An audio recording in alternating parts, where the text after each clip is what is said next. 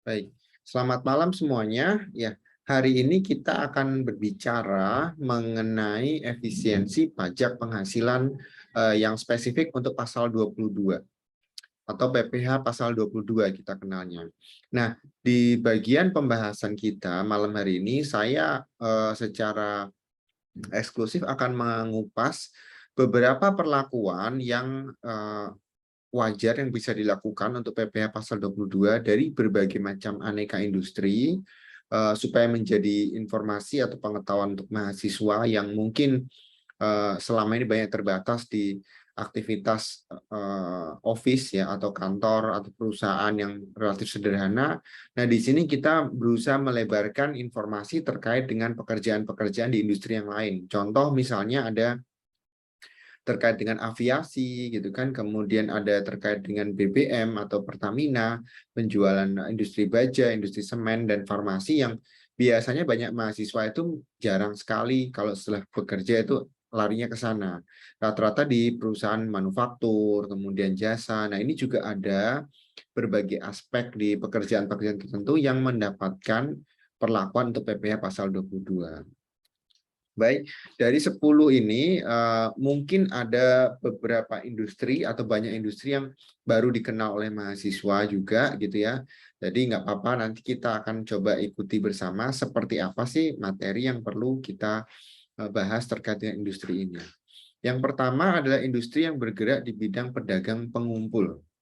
Ya, jadi pedagang pengumpul di sini yang dimaksud dengan industri ini adalah mereka yang melakukan pengumpulan aktivitas bisnis ya dari berbagai macam pihak pertama. Jadi contoh di sini kita ambil contoh misalnya PT Raberjaya di bidang eksportir karet. Ya, jadi Raberjaya ini ngambil atau melakukan transaksi dengan petani karetnya.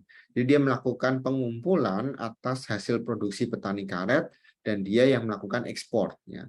Jadi tidak petaninya langsung tetapi PT Raberjaya. Nah, mungkin PT Raberjaya ini juga memiliki API atau angka pengenal impor yang otomatis bisa memberikan benefit ya. Kalau ada API kan dia cuma tarifnya 2,5%, kalau nggak ada API kan lebih tinggi ya 7,5%. Di mana pedagang nggak semua bisa dapat API ya. Mungkin dia eksportirnya masih kelas menengah ke bawah, jadi dia akan bergabung dengan sebuah perusahaan, misalnya dalam hal ini kasusnya adalah PT Raber, kemudian dia melakukan transaksi ekspornya melalui PT Raberjaya.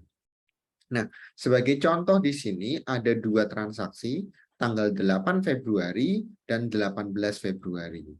Nah, di tanggal 8 Februari ada pembelian bahan olah karet dari non pedagang, yaitu dari PT PN atau PT Perkebunan Nusantara.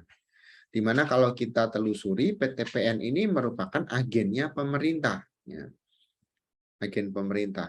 Dari pengumpulan produksi tersebut terjual senilai 600 juta rupiah.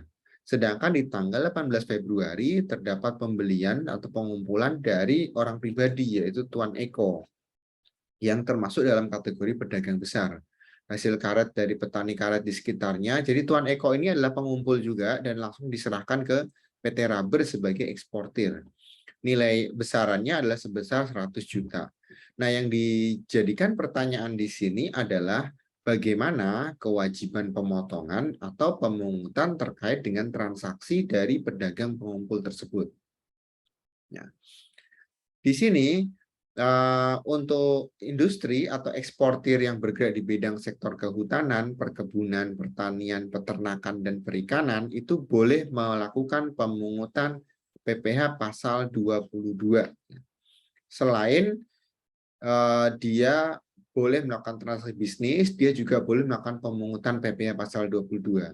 Selama tidak terkait langsung dengan aktivitas milik pemerintah. Ya. Di sini ada PT PN atau PT Perkebunan Nusantara yang menjadi bagian dari pemerintah. Sehingga otomatis PPh pasal 22 milik PT PN itu tidak dipungut langsung oleh Raberjaya, tetapi oleh bendaharawan pemerintah secara langsung. Sedangkan dari orang pribadi, dari Tuan Eko, ini akan ditarik oleh PT Raberjaya, di mana besaran PPh pasal 22 adalah sebesar 0,25% karena ini adalah industri eksportir gitu ya, dengan besaran DPP-nya, dasar pengenaan pajaknya sebesar 100 juta. Atau dari transaksi dengan Tuan Eko, PPh pasal 22 yang bisa ditarik sebesar 250.000 untuk transaksi di tanggal 18 Februari. Nah, oleh karena itu kewajiban PT Raberjaya adalah dia harus memungut PPh pasal 22 sebesar 250.000, kemudian pada saat pembelian untuk tanggal 18 Februari dan membuat bukti pungut ya. Bukti pungut. Kemudian setelah dia pungut 250.000 tadi, kewajiban yang kedua PT Raberjaya adalah menyetorkan PPh pasal 22 supaya nanti bisa dijadikan kredit pajak untuk Tuan Eko. Kapan itu paling lambat? Paling lambat adalah 10 hari setelah berakhirnya bulan tersebut, yaitu pada tanggal 11 Maret. Ya, 10 hari kerja situ ya. Kemudian untuk pelaporannya itu adalah 20 hari setelah bulan tutup ya. Jadi tanggal 20 Maret. Tidak termasuk hari Sabtu dan Minggu. Jadi itu bedanya penyetoran dengan pelaporan. Kalau pelaporan Sabtu dan Minggu dihitung, tapi kalau penyetoran rata-rata 5 hari kerja. Nah, dari transaksi yang pertama ini tujuan kita, misalnya kita sebagai bagian perencana pajak atau tax planner, kita harus bisa menyertakan ini nih, kewajiban apa yang harus dilakukan oleh klien kita gitu. Jadi asumsikan kita sebagai tax planner atau perencana pajak atau konsultan pajak bahasa kerennya gitu ya. Maka kita bisa memberikan ini tiga saran ini. Yang pertama, Raberjaya harus pungut PPh-nya.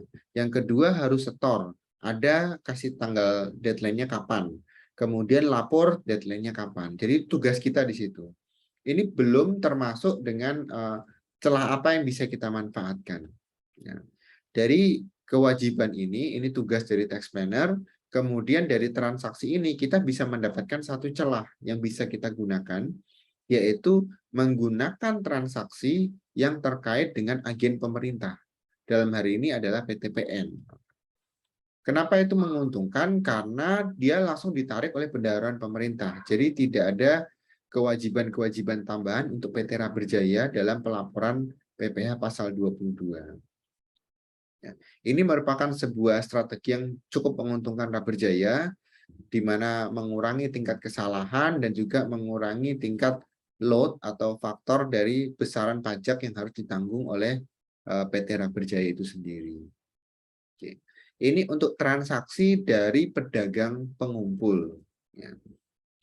Sebelum saya lanjutkan ke industri yang lain, ada yang mau ditanyakan dulu dari mahasiswa? Ada?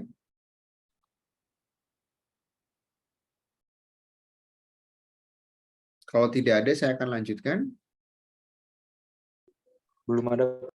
Belum ada ya, oke. Baik, kalau belum ada, saya lanjutkan ke industri yang kedua, yaitu industri impor.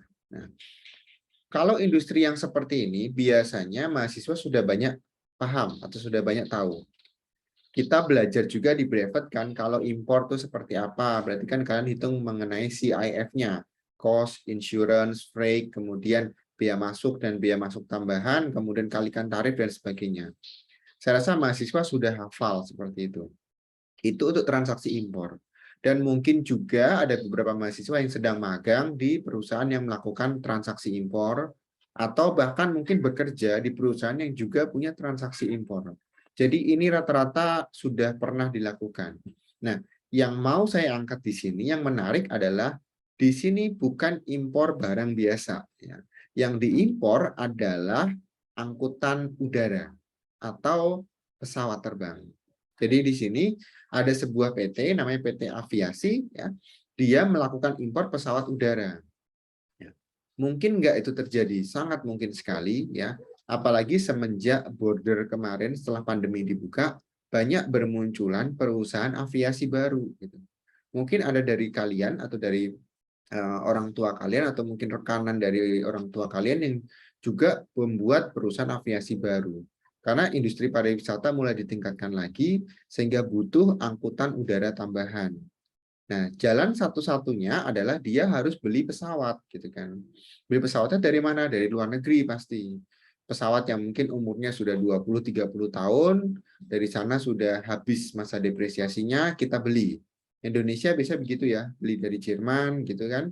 Setelah 30 tahun kita beli jadi pesawat komersil di Indonesia. Ini saya berbicara mengenai transaksinya, tapi kalau masalah safety dan sebagainya nggak saya bicarakan di sini ya. Namanya pesawat yang udah berumur ya pasti tingkat safety-nya beda ya sama pesawat baru. Akan tetapi harga pesawat baru dengan pesawat yang bekas gitu ya, harganya juga pasti beda. Nah, kasus kita kali ini adalah impor pesawat ya. Impor pesawatnya bukan pesawat biasa, tapi pesawat untuk simulasi atau simulator. Kalau di kepolisian ada simulator SIM ya, di sini simulator untuk penerbangan. Biasanya dipakai untuk pendidikan ya. Nah, nilai impornya itu termasuk cost insurance rates itu juga termasuk biaya masuk dan pungutan biaya lainnya. Nah, ditaksir kira-kira peralatan tersebut nilainya adalah 1,2 miliar. Dan si PT Aviasi ini punya API atau dia memiliki API. Sehingga kewajibannya seperti apa sih untuk PT Aviasi ini gitu ya. Nah, dari aturan yang ada terdapat 19 kelompok barang. Nah, belum ada tambahan lagi ya. Terdapat 19 kelompok barang yang dikecualikan PP pasal 22 ya. Termasuk biaya masuk ataupun PPN-nya. Nah, salah satu dari yang dikecualikan tersebut adalah untuk kepentingan pendidikan. Nah, akan tetapi ada syarat, yaitu memerlukan surat keterangan bebas. Tetapi jika dia di dalam 19 kelompok tersebut, nggak usah pakai surat. Ya. Dia otomatis akan dibebaskan dari PPh pasal 22. Nah, apakah untuk pendidikan ini termasuk? Karena simulasi penerbangan tidak termasuk dalam 19 kelompok barang yang bebas impor, maka dia harus bayar. Gitu kan. Loh Pak, ini kan untuk simulasi untuk pendidikan ya. Betul, ini simulasi untuk pendidikan, tapi pendidikan yang nanti sifatnya komersil. Ini kan PT ya, bukan perguruan tinggi atau sekolah penerbangan gitu. Jadi targetnya dia adalah simulasi ini digunakan untuk pilot pemula supaya meningkatkan proses latihan dan juga jam terbang secara virtual, kemudian dia baru siap untuk membawa pesawat sendiri. Atau mungkin pesawat yang skala kecil yang kapasitasnya cuma 15 sampai 20 orang itu juga pilotnya nggak harus punya jam terbang tinggi. Nah, mereka tetap butuh simulator penerbangan yang dilakukan sama seperti kasusnya PT Aviasi ini. Oleh karena itu, PT Aviasi mendapatkan PPh pasal 22 yang harus dipungut di situ. Nah, untungnya dia punya API ya. Kalau punya API maka dia kena tarif 2,5% dari 1,2 miliar. Kalau PT Aviasi ini nggak punya API, dia tetap kena 7,5%. Nah, celah apa sih yang bisa kita manfaatkan dari sini? Biasanya kalau ada perusahaan yang tidak punya API, dia biasanya akan melakukan kerjasama dengan perusahaan lain yang punya API. Jadi ini PT Aviasi nanti dia akan bekerjasama dengan PT lain gitu, yang punya API gitu kan, kemudian dia akan titip barangnya ke PT tersebut, sehingga dia tetap bayar pajaknya 2,5%, bukan 7,5%. Kan lumayan ya, 5% itu gede kalau dari 1,2 miliar. Berarti kan 60 juta untuk save-nya. Ya. Atau 60 juta itu bisa dia bagilah dengan perusahaan yang meminjamkan API tersebut. Gitu. Nah, itu ada celah yang bisa kita pakai. Nah, kewajiban dari PT Aviasi di sini adalah menyetorkan 30 juta tadi sebagai PPh pasal 22 pada saat dia bayar bea masuk. Kan CIF dikalikan tarif dapat PP pasal 22. Ada tambahan lagi bea masuk, sehingga di situ bisa diklaim untuk perhitungan bea masuk dari perusahaan aviasi. Nah, untuk surat setoran pajaknya atau SSP-nya itu berfungsi sebagai bukti pungut. Nah, ini harus diambil atau harus dieksekusi supaya bisa menjadi kredit pajak bagi PT Aviasi untuk transaksi komersilnya. Jadi kalau dia menghitung PPh pasal 21, boleh dikreditkan dengan PPh pasal 22 impor yang sudah diambil untuk simulator dari penerbangan tersebut. Nah, ini salah satu keuntungan celah yang bisa kita manfaatkan dari transaksi impor ini. Nah, saya lanjutkan sedikit ya. ada pengecualian untuk impor, ini dengan kasus yang sama tadi, PT Aviasi tadi, ketika dia sudah beroperasi, melakukan jasa komersil, dia digunakan untuk melayani pengangkutan rute domestik. Ya, jadi nggak terbang ke luar negeri. Terbangnya untuk di lokal aja. Antar pulau mungkin atau ke daerah-daerah terpencil. Ya, sama seperti misalkan kayak Susi Air yang masuk ke daerah-daerah terpencil gitu ya. Dia bebas dari PP Pasal 22. Tapi kalau rutenya sampai ke luar negeri atau keluar dari daerah pabean, dia harus dikenakan BPH pasal 22. Oleh karena itu, pesawat yang dibeli dari PT Aviasi tadi, ya, sekalipun dia digunakan untuk komersil, ya, boleh dikecualikan dari PPh pasal 22. Selama tadi digunakan untuk rute domestik aja. Apakah cukup jelas untuk transaksi ini? Atau ada yang mau ditanyakan dari mahasiswa?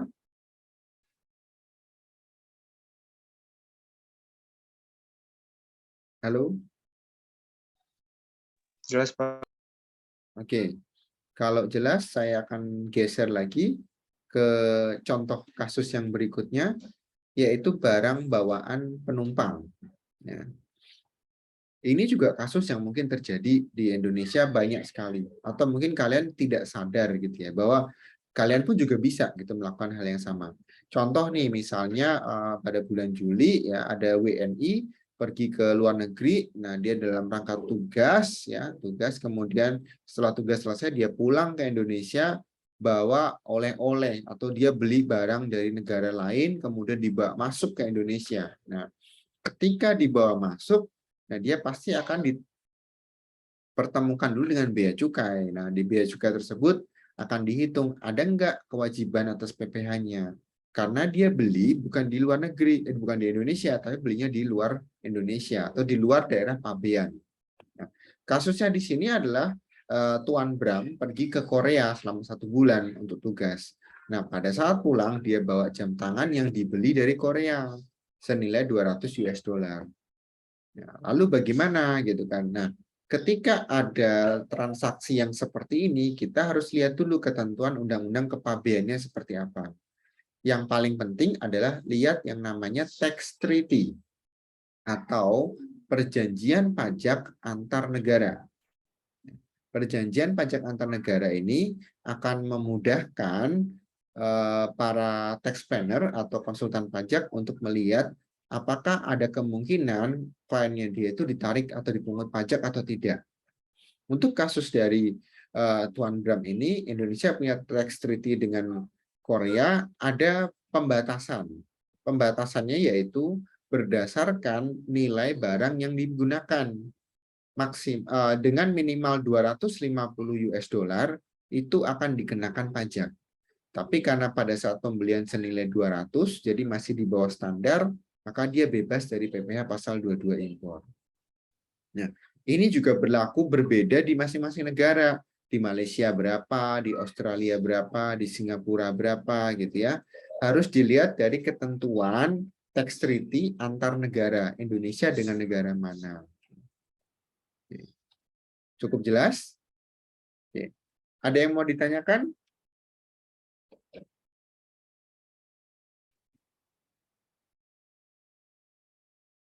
Oke, ini ada pertanyaan mengenai PT Aviasi yang tadi ya dari Yori. Kalau PT Aviasi menitipkan barang ke PT lain yang punya API, kenapa PT Aviasi tidak membuat API sendiri? Atau apakah lebih mudah dan menguntungkan ketika melakukan penitipan API gitu?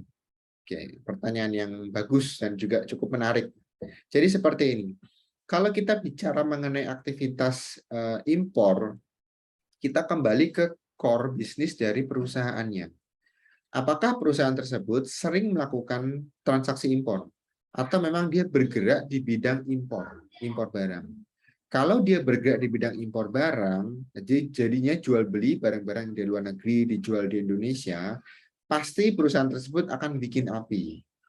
Karena itu transaksinya frequent, ya, artinya sering.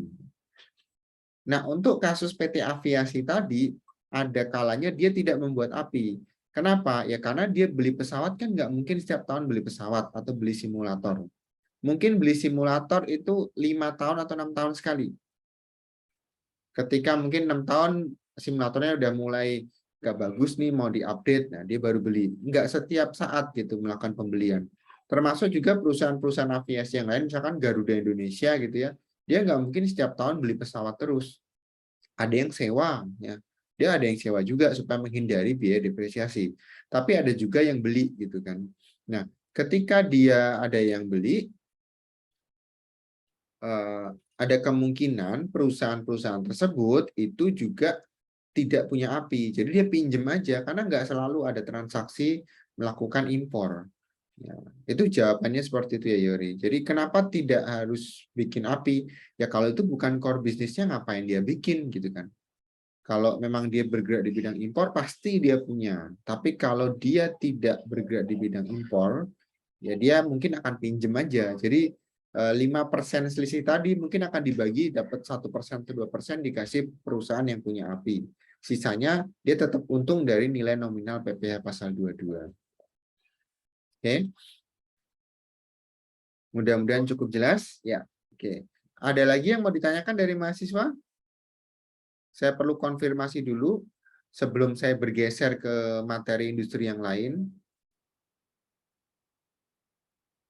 Apakah sudah cukup jelas untuk transaksi yang sudah kita lewati sampai ke barang bawaan penumpang?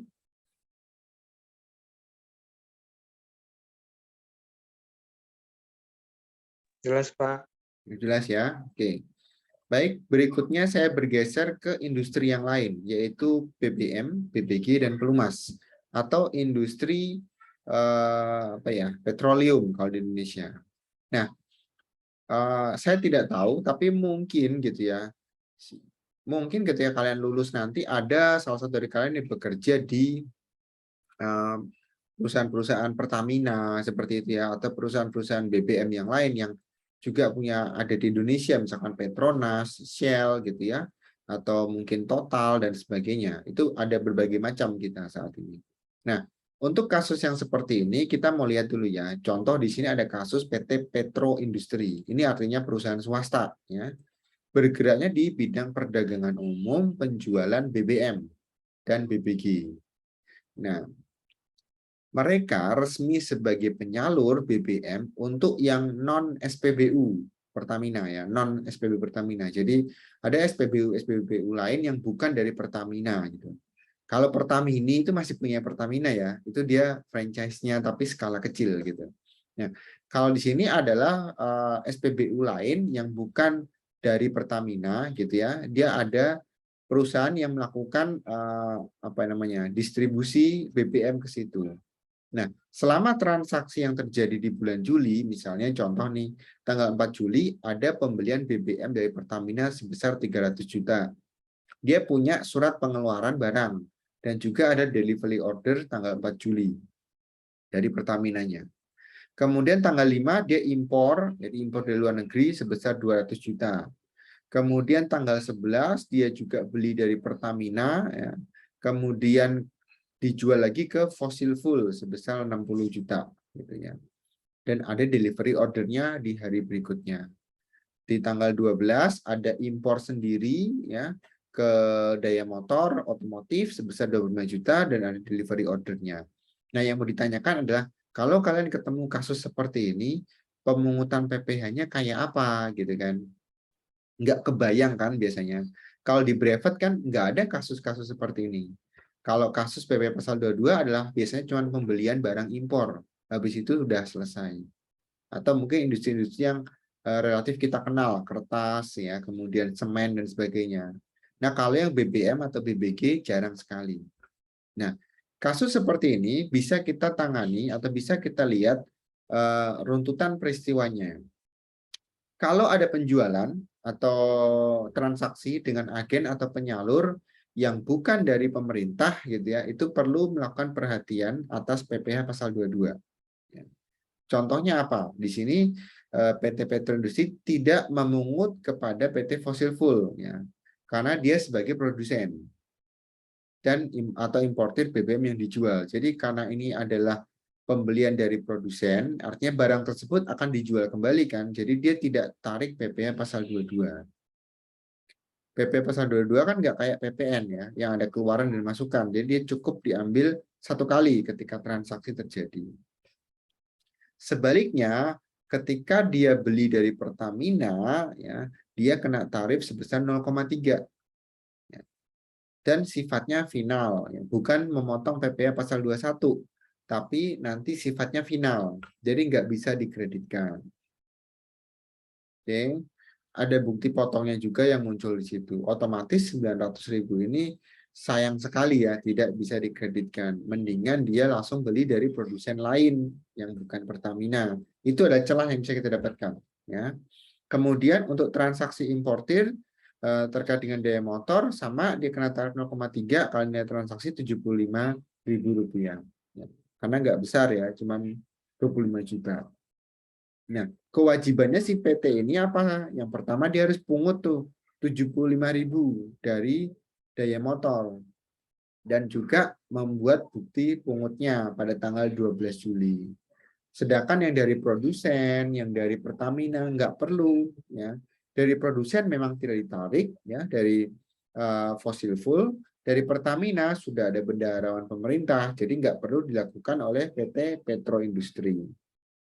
Sebaliknya untuk daya motor itu perlu dipungut PPh pasal 22 dan disetorkan paling lambat pada tanggal 12 Agustus. Untuk pelaporannya, perhitungan saya sih tanggal 20 Agustus harusnya paling lambat ya. Kalau untuk setornya 12 Agustus 2022 dari transaksi yang terjadi pada tanggal atau pada bulan Juli tanggal 12 tadi.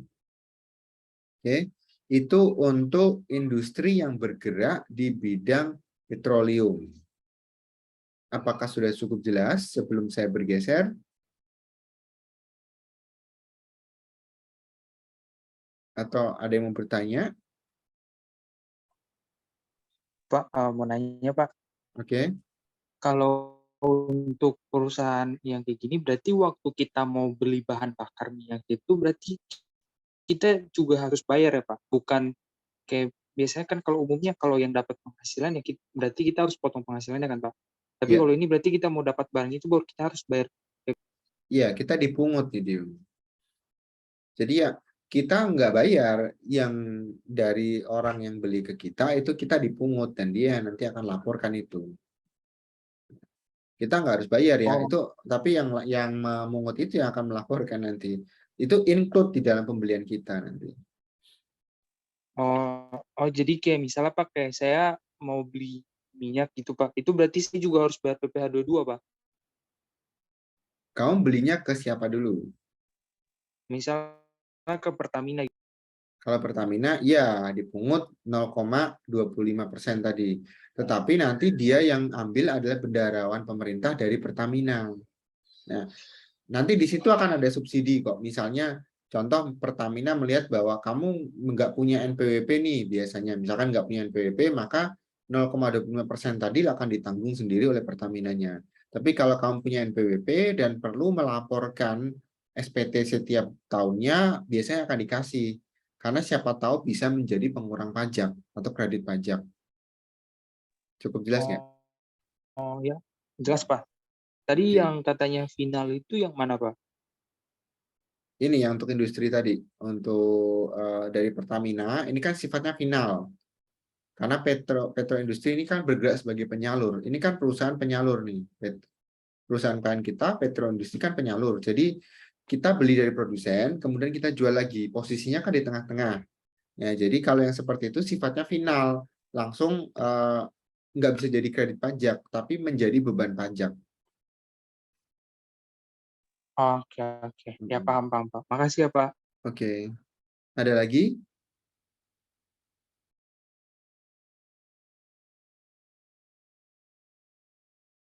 Masih ada lagi yang mau ditanyakan? Atau sudah cukup untuk industri ini?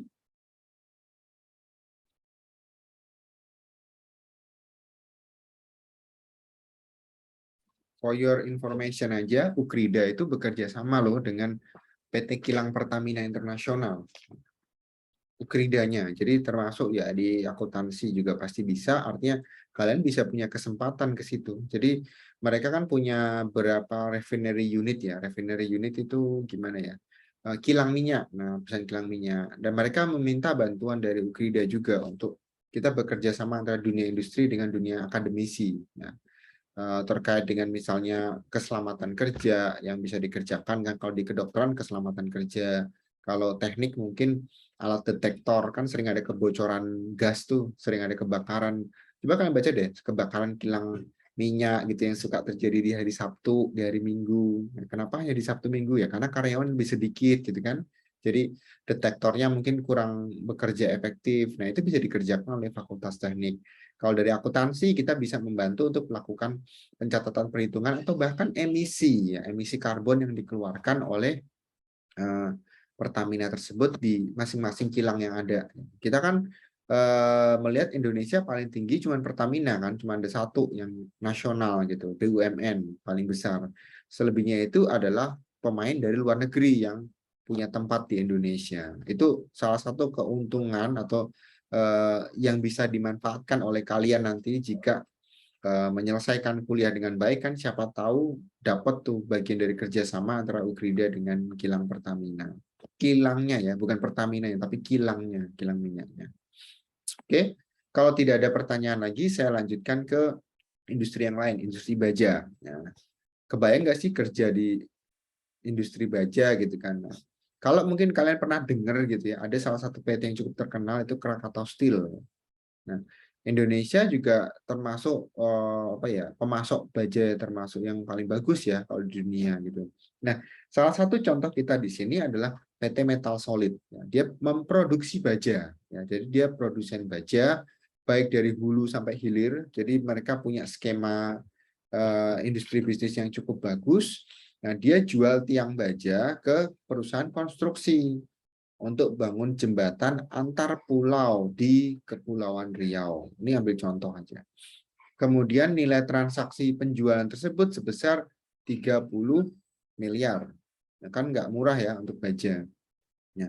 Berapa sih PP yang terjadi atas transaksi ini? Nah, kita bisa lihat untuk badan usaha yang di bidang industri semen, kertas, baja, otomotif, informasi, wajib memungut PPh pasal 22 atas penjualan hasil produksi jika dijual ke distributor untuk posisinya di dalam daerah pabean atau dalam negeri. Kalau jualnya ke luar negeri beda, tarifnya 0%.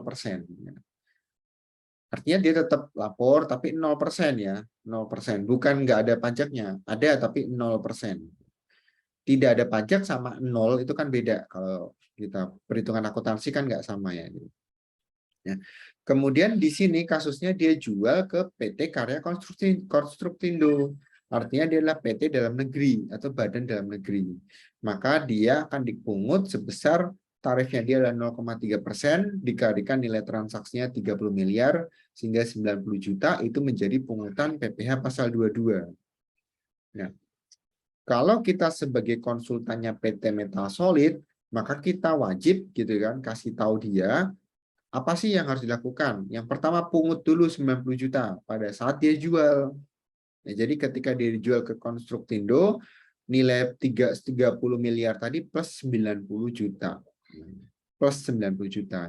Kita pungut tuh dari pembeli kita dan dibuatkan bukti pemungutannya supaya oleh Konstruktindo bisa dikurangkan sebagai kredit pajak.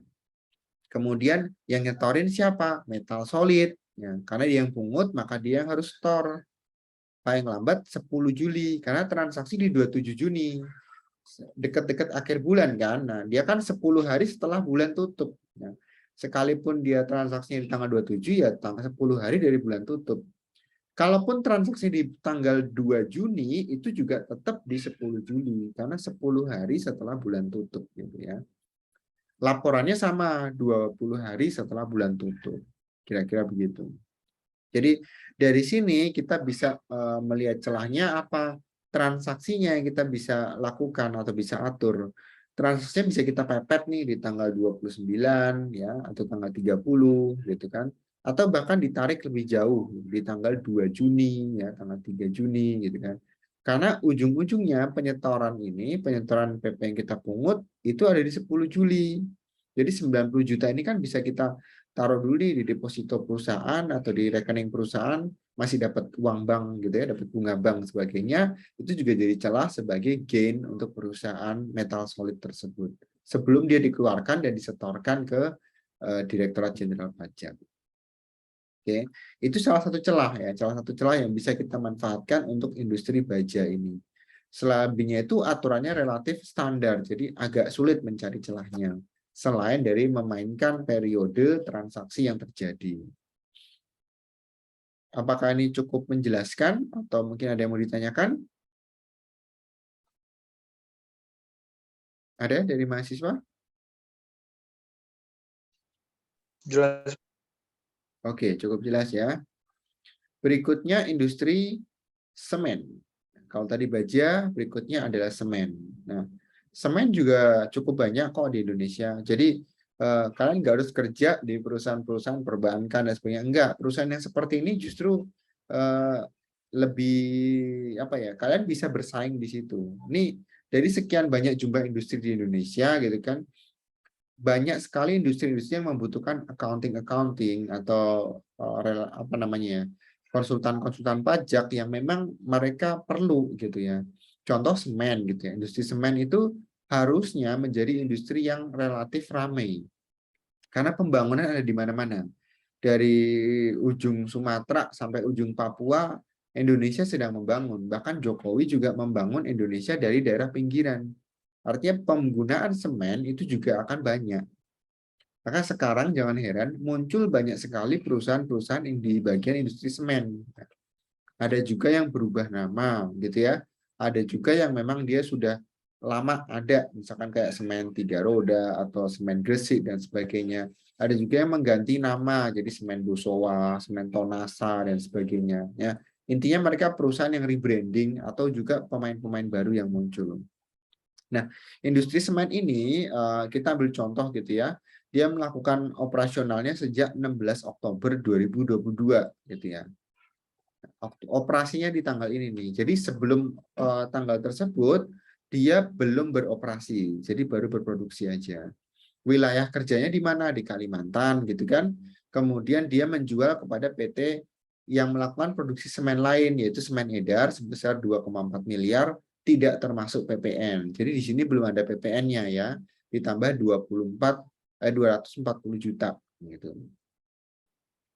Lalu bagaimana perhitungan PPh pasal 22 ya? Otomatis itu sesuai dengan tarifnya 0,25% kali DPP-nya. Nah, dasar pengenaan untuk PPN-nya. Yang perlu kita lihat di sini adalah dasar pengenaan PPN-nya itu kan 2,4 miliar. Jadi PPN-nya ada sendiri nanti. Nah, dari 2,4 miliar ini kita tarik 0,25%, dapatlah 6 juta. Jadi 6 juta ini sebagai PPh pasal 22 plus perusahaan dapat pembayaran PPN 240 juta dari transaksi yang terjadi. Nah, karena transaksinya ini di bulan apa nih? Operasinya di bulan Oktober gitu ya, maka dia kewajiban pelaporannya adalah di bulan November ya, karena dia baru mulai di Oktober nih. Mau nggak mau dia setorinnya di 10 hari setelah Oktober selesai gitu. Dan untuk pelaporannya tanggal 20 di bulan November. Jadi aturan itu akan sama ya, untuk setor 10 hari, ya, 10 hari kerja, untuk lapor 20 hari. Nah, celah apa yang bisa kita manfaatkan dari sini adalah transaksi sebelum pengumuman dari operasionalnya dia. Ini kalau hanya bisa terjadi untuk perusahaan-perusahaan baru ya. Tapi kalau perusahaan yang sudah beroperasi, dia nggak bisa melakukan perubahan yang ada. Oke. Ada yang mau ditanyakan dari industri semen, tarifnya sih standar 0,25% dan itu ada di Undang-Undang PPh kita nomor 36 tahun 2008 dengan tarif 0,25%. Ada yang mau ditanyakan dari industri semen? Atau sudah cukup jelas?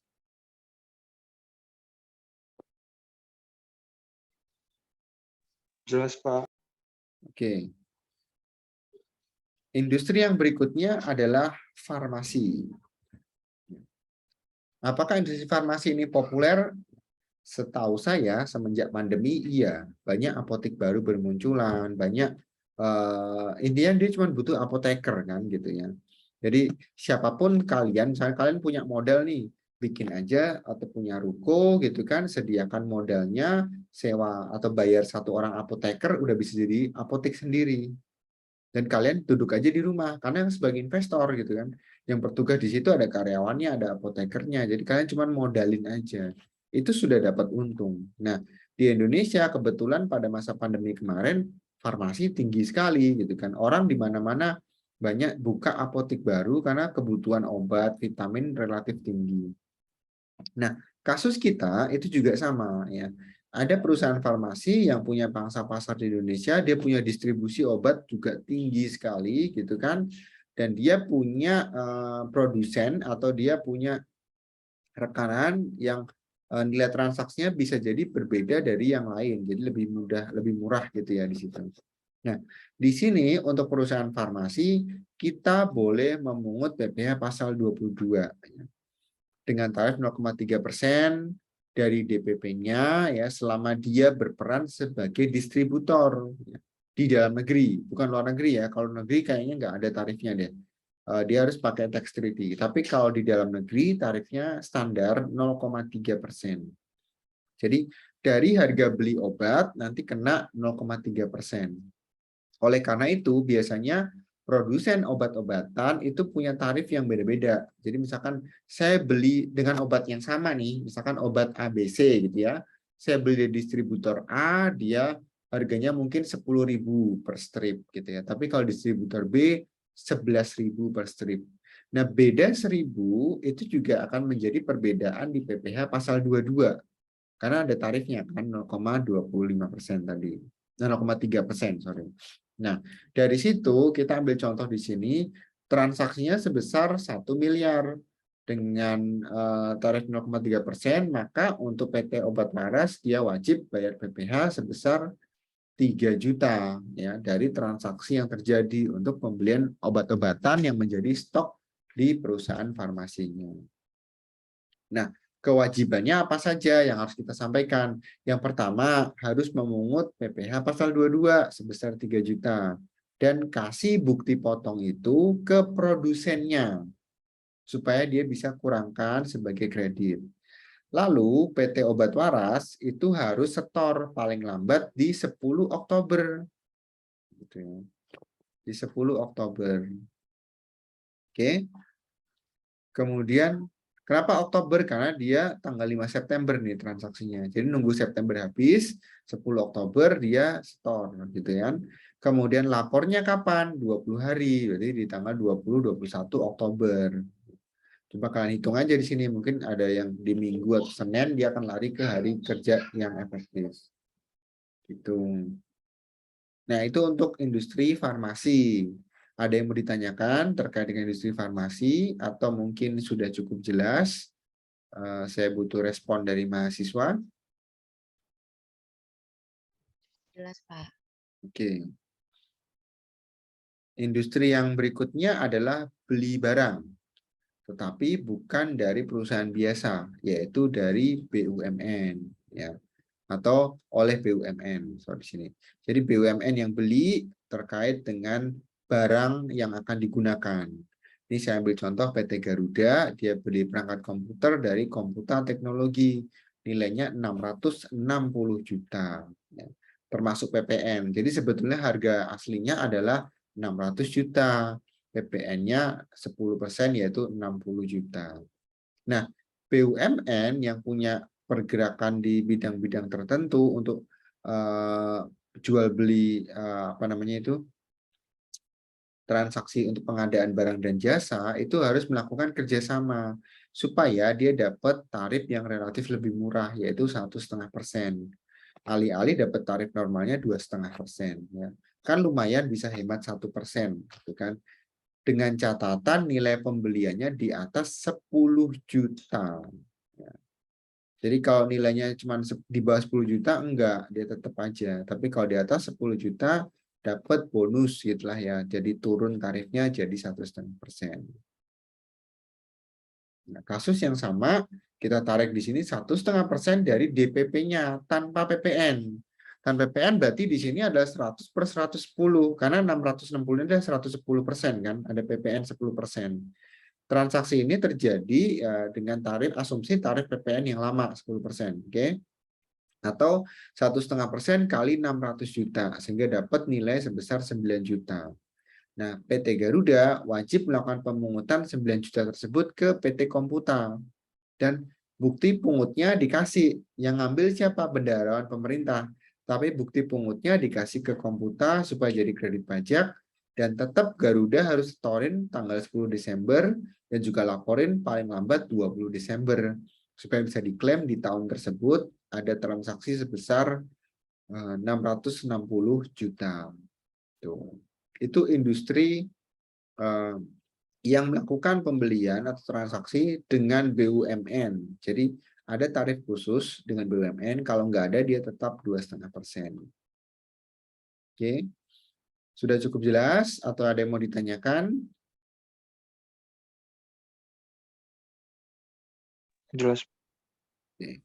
Baik, industri yang terakhir yang akan kita bahas di sesi kita kali ini untuk PP pasal 22 adalah penjualan apartemen sangat mewah. Jadi bukan cuma apartemen biasa, tapi sangat mewah.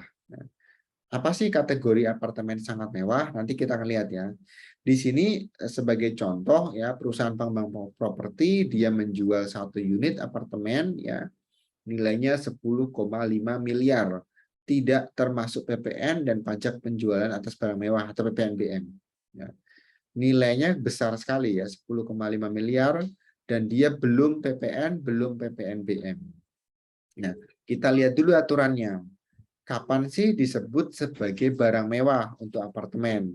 Yang pertama adalah dia punya nilai lebih dari 10 miliar. Jadi kalau kalian jual apartemen gitu ya, yang nilainya di atas 10 miliar itu kena PPNBM.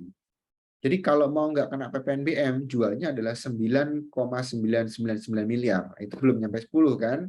Dia nggak kena PPNBM. PPN pasti kena, tapi PPNBM enggak. Jadi cari cara gimana dia bebas dari itu. Karena ada standar minimumnya. Kemudian luas bangunannya 400 meter persegi. Nah, ini uniknya para pengembang properti juga sering nih melakukan transaksi yang kurang lebih sama seperti itu, yaitu dia kenanya di sekitar 380 meter atau mungkin 390 meter, jadi nggak nyampe 400. Ya. Diusahakan tidak kena dua standar ini, harga nggak nyampe 10 miliar, kemudian luas bangunan nggak nyampe 400, supaya dia terhindar dari PPNBM. Nah, untuk kasus kita memang sengaja dikenain di atas 10 miliar, jadi 10,5 gitu ya.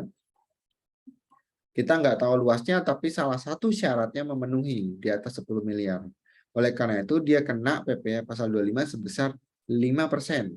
D loh ya, dari harga jual. Sehingga mau tidak mau dia harus kena PPh pasal 22 yaitu 5% dari 10,5, jadi dia bayar 525 juta. Ini PPh-nya doang ya, belum PPN, belum PPNBM. Ya, kalau kalian pelajari di brevet pajak, PPNBM itu kan tarifnya relatif ya, dari mulai 0% sampai maksimal 200%. PPNBM tuh, ya. Kalau kalian beli helikopter, ya, beli jet pribadi, kena PPNBM tuh 200%. Gede kan? Jadi jangan beli ya.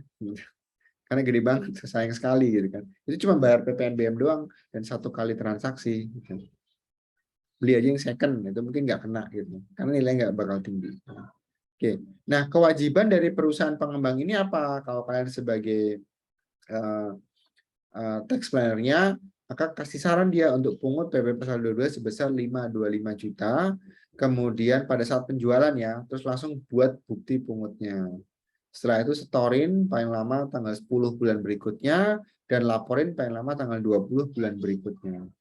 Kalau 2 dan 3 ini relatif sama ya, tetapi perlu diperhatikan adalah siapa sih yang harus pungut, apakah pembeli atau penjual, itu kewajiban yang perlu kita perhatikan ya, supaya tidak salah.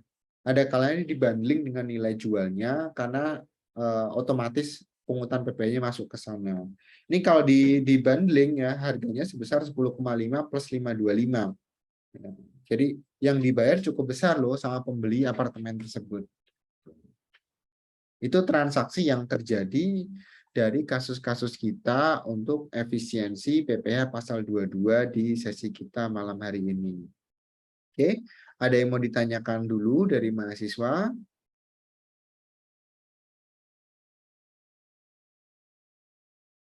Ada?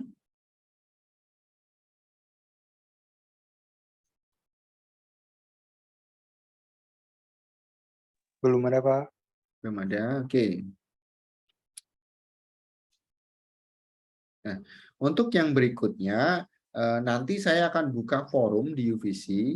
Saya akan memberikan beberapa pertanyaan dan nanti saya akan minta mahasiswa merespon di situ. Nah, respon yang terjadi di situ bebas ya. Artinya di sini setiap mahasiswa boleh merespon berkali-kali. Jadi tidak cukup satu kali. Kalau misalkan ada yang tidak pas, tidak tepat, boleh juga ditanyakan dari temannya yang lain. Jadi temannya boleh menanyakan ke teman yang lain. Maksudnya apa sih? Maunya apa sih gitu? Yang benar seperti apa gitu kan?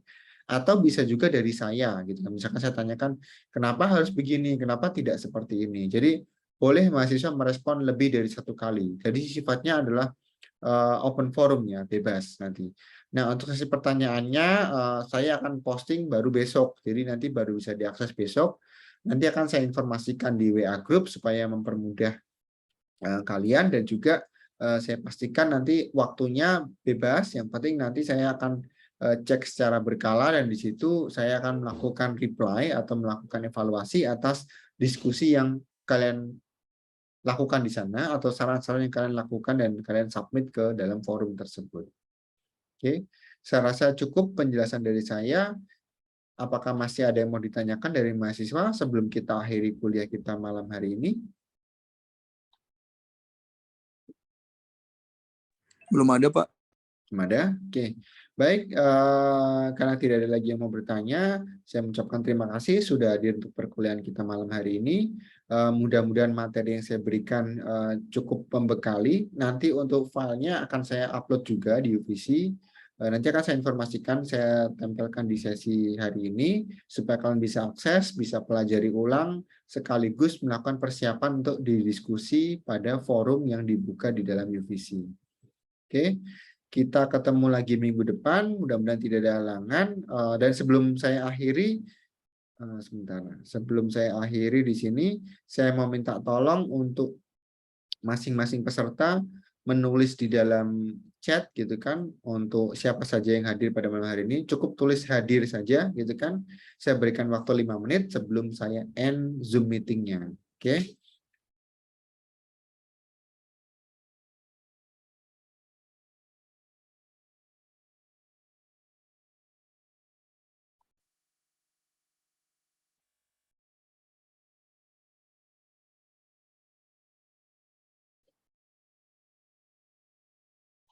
Apakah sudah semua atau ada yang kelewat? Ini kalau saya udah close nggak bisa nih.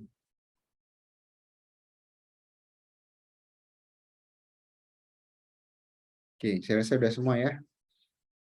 Baik, terima kasih semuanya untuk malam hari ini. Kita ketemu lagi minggu depan ya.